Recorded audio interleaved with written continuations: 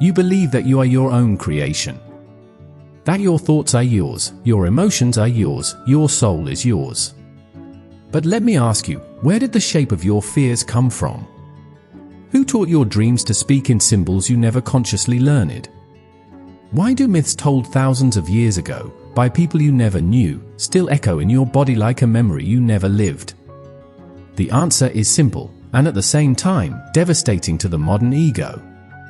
You are not just you.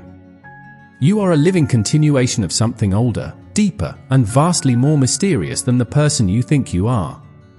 The illusion of the isolated self. In our age, the self is treated like an empire of one. The boundaries of your skin are believed to define you, and the thoughts you think are assumed to be born purely from your own will. But this is not only naive, it is dangerous. It blinds you to the forces that shape you, the silent architectures of the psyche that operate beneath the fragile surface of your conscious mind. You see, the modern person is raised with a story. A story that says, you are an individual. You are a clean slate. You are free. But the truth is, you are not born free. You are born with a history inscribed in your soul. A history that you did not choose, but that nonetheless lives in you. We are taught that if we think rationally enough, educate ourselves properly, and make the right choices, we will find happiness and control. But this belief is a castle built on sand. When the storms of life come, grief, rage, desire, meaninglessness, you begin to see that there is something else moving inside you. Something ancient. Something irrational. Something sacred. That is when you realize the self you thought was solid is only the surface. Beneath it is the ocean. What you call you is only the tip of the iceberg. The conscious ego is merely the fragile light of a candle flickering atop a vast, unlit cathedral. That cathedral is the unconscious, and at its deepest level lies what I have named the collective unconscious. What is the collective unconscious? Let me explain, not as a scientist or a moralist, but as someone who has wandered deep into the interior world of the soul. The collective unconscious is not an idea, but a psychic reality.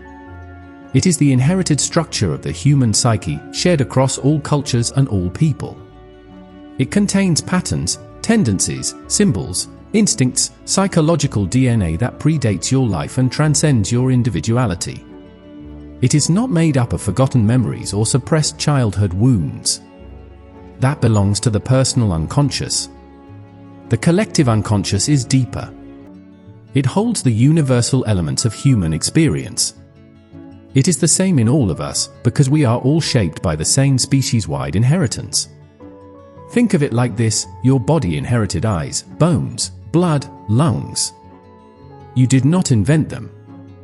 They are part of your organic inheritance. Likewise, your psyche has inherited images, fears, desires, and symbols that you did not create, but that live and move within you. Have you ever wondered why ancient myths across distant civilizations share eerily similar structures? Why a hero must always leave home, descend into darkness, and return transformed? Why dragons exist in cultures that never interacted? Why death is personified?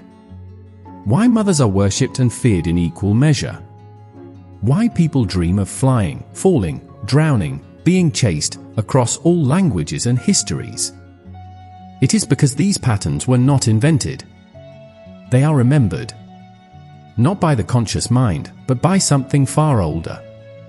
The collective unconscious speaks through dreams, fantasies, symbols, compulsions, and sometimes even madness.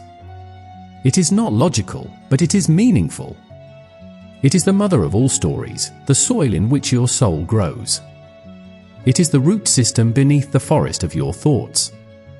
And unless you understand its presence, you will live as a stranger in your own life, haunted by unknown forces, chasing shadows that are not yours, but which still belong to you. The great tragedy of the modern age is that we no longer listen to this deeper voice. We silence it with rationality, suppress it with productivity, drug it with entertainment. But it does not go away. It waits. It speaks in your dreams. It bursts forth in crisis. It returns in the form of longing, restlessness, anxiety, and inexplicable yearning. You may not believe in it, but it believes in you. The collective unconscious is the soul's inheritance. You carry it the way a tree carries its rings, the way a river carries its source, the way your eyes carry the gaze of thousands who looked before you. To ignore it is not merely to be ignorant, it is to be lost. To deny it is to deny the deepest part of yourself. So when you ask, why do I feel this way? Or why do I dream of things I have never seen? Or why do I fear what I do not understand? Perhaps it is not your personal story speaking. Perhaps it is the voice of something greater, something collective, whispering through the chamber of your private soul. This is not meant to take your individuality away. On the contrary, it is meant to complete it. Because only when you recognize what is shared, can you truly understand what is unique. Only when you learn the language of the soul's inheritance, can you begin to write your own line in its ongoing poem. Archetypes, the universal language of the soul. If the collective unconscious is the soil, then archetypes are its seeds. They are the great organizing patterns of the human psyche, ancient blueprints of behavior, thought, and emotion. They are not learned. They are not taught. They emerge. Always. The mother. The father. The hero. The shadow. The trickster. The wise old man. The innocent child. These are not characters from fiction.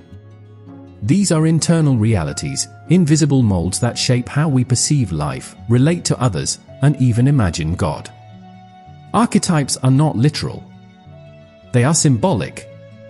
They do not appear in our lives as pure figures, but as forces. They shape how we love, how we fear, how we fight, how we heal.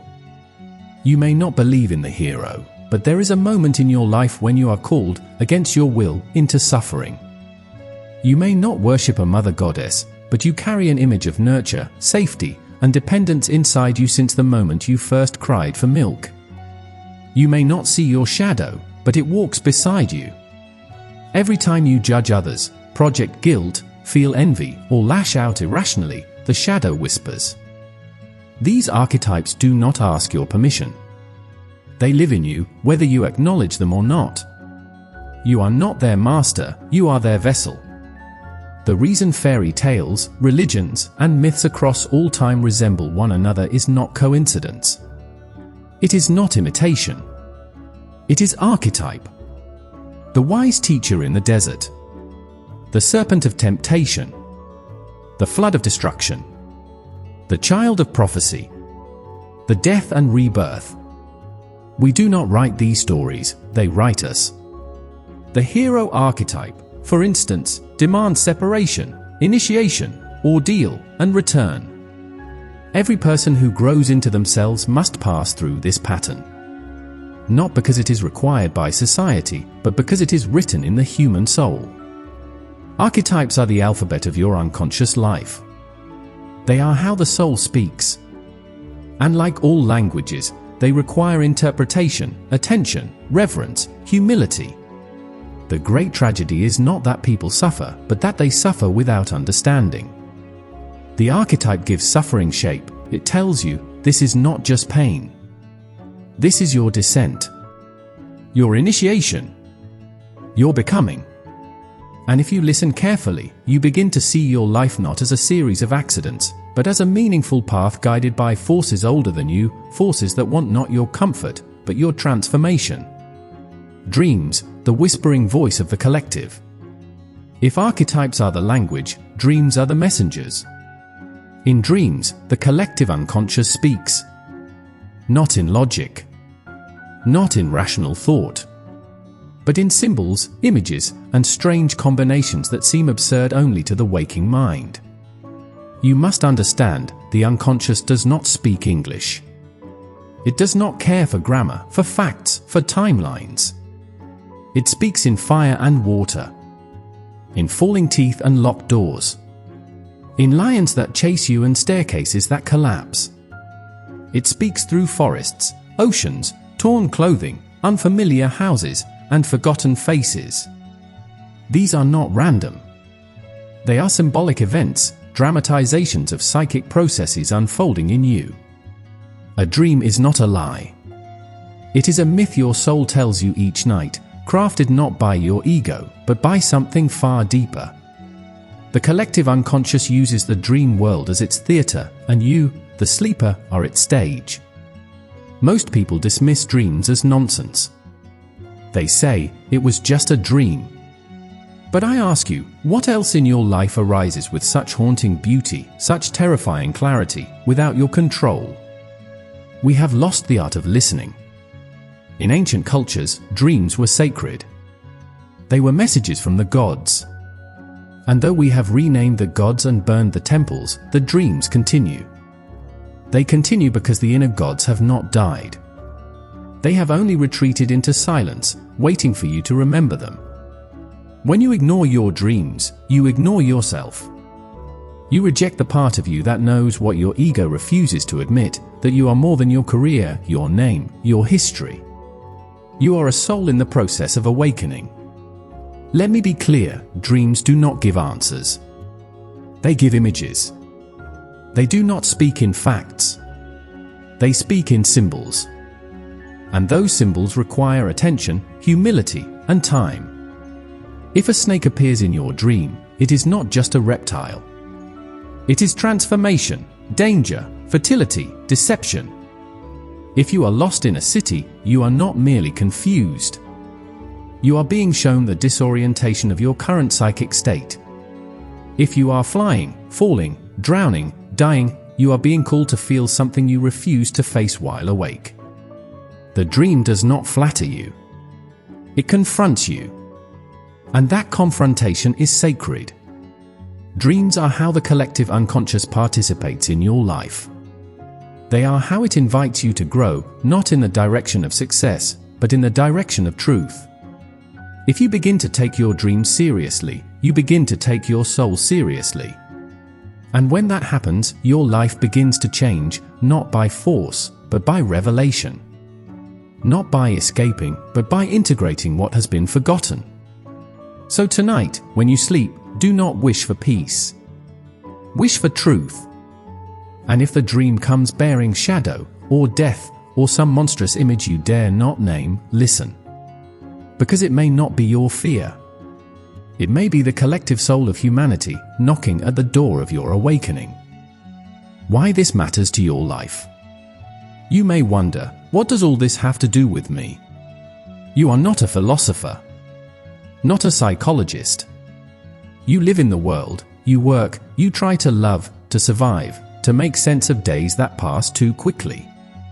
So I ask you, how can it not matter? You see, the deeper truths of the soul are not abstractions. They are present, intimately, urgently, in your everyday decisions. They shape how you love, how you argue, how you raise your children, how you collapse at night without knowing why you're exhausted. Most people live in quiet confusion. They feel restless, angry, numb, or lost, and they cannot explain it. They change jobs, cities, partners, even identities, but the discontent follows them, whispering through their dreams, erupting in anxiety, in depression, in addiction. Why? Because they are at war with what they do not understand inside themselves. Because they mistake the symptoms for the cause. Because they have been taught to see life only through the narrow window of the ego, and they have never been shown the vast cathedral of the unconscious that lies just behind it. The collective unconscious holds the key to this riddle. It explains why your wounds repeat, why your fears seem inherited, why your dreams carry symbols you never learned, and why your soul longs for something more ancient than happiness, meaning. Without this awareness, you will continue to project your unresolved archetypes onto others. You will seek the ideal mother in your lover, the tyrant father in your boss. You will demonize what you fear and idealize what you lack. You will continue to split the world into heroes and villains, saviors and shadows, never realizing that these live inside you are not outside. And worst of all, you will betray your own soul. You will try to be good instead of whole. You will perform morality rather than embody authenticity. You will strive to be accepted rather than become yourself. But when you begin to recognize these inner forces, you begin to make different choices. You begin to pause when anger arises, not to suppress it, but to ask, whose voice is this? What part of me is speaking? Is it mine? Is it older? You begin to see others not as threats or saviors, but as mirrors. You begin to take your dreams seriously, to feel your emotions as messages, to approach life not as a problem to solve, but as a mystery to live. This is not the easy path. It is not linear. But it is the only path that leads you back to the center of your being. And in that center, you will not find perfection. You will find wholeness.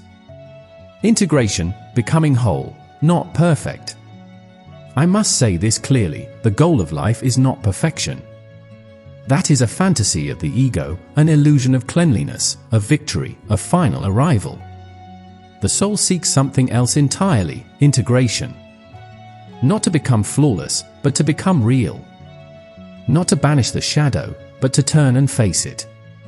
Not to silence the chaos, but to make space for its message.